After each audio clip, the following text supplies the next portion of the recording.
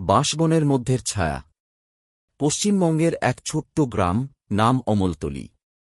গ্রামটি নদীর ধারে, আর তার পাশেই এক গভীর বাঁশবন। সেই বাঁশবন নিয়ে গ্রামের লোকের মধ্যে নানা গুজব ছড়িয়েছিল।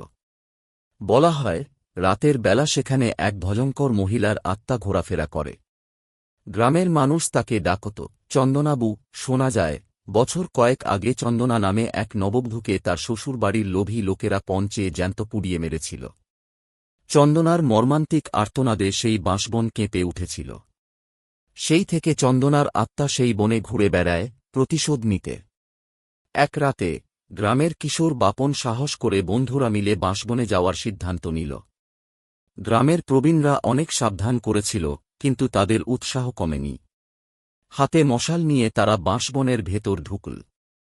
বাঁশগাছের ফাঁক দিয়ে ঠান্ডা হাওয়া বইছিল। হঠাৎ তারা দূর থেকে করুণ সুর শুনল। সেই সুর যেন হৃদয় বিদারক আর স্যামোথেনিয়াসলি ভয়ের শীতল অনুভূতি নিয়ে এল।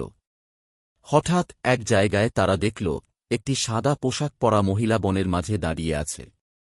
তার চুলগুলো এলোমেলো, আর চোখ দুটি অস্বাভাবিক লাল। সে ধীরে ধীরে তাদের দিকে এগিয়ে আসছিল। বাপন ভয়ে চিৎকার করে উঠল, ওরা সত্যি বলেছিল। চন্দনাবু। মহিলাটি তাদের দিকে আঙুল তুলে ফিসফিসিয়ে বলল, তোমরা কেন এসেছ? তোমরা কি সেই দোষী লোকদের উত্তরসূরি?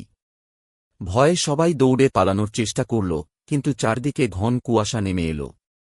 মহিলার কণ্ঠস্বর আরও করুণ হয়ে উঠল, আমার বিচার কই?